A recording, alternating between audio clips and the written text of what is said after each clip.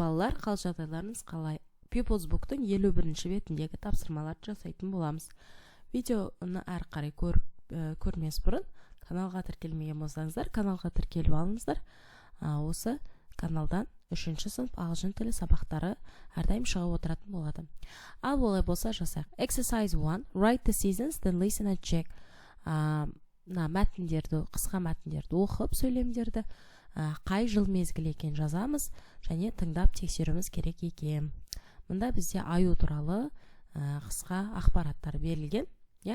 Сол бойынша астына қай жыл мезгілі екен жазамыз. Суреттер бізге көмектеседі. Сондай-ақ. It's warm and it's windy. Күн жылы және желді.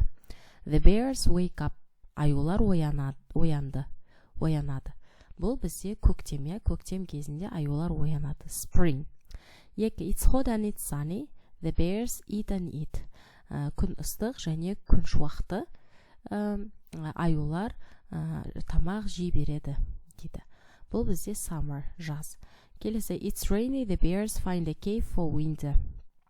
Күн жаңбырлы, аюлар қысқа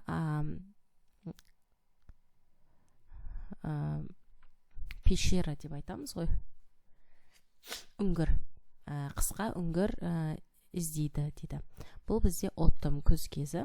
4. It's cold and it's snowy, the bears sleep. Күн суық және қарлы, аюлар ұйықтайды дейді. Бұл winter, қыс кезінде аюлар ұйықтайды, өйткені.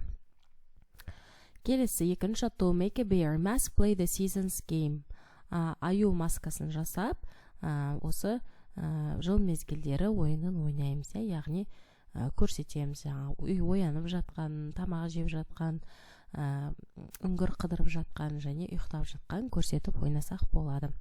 Осымен бұл бетінде барлық тапсырмаларды орындадық. Сау болыңыздар.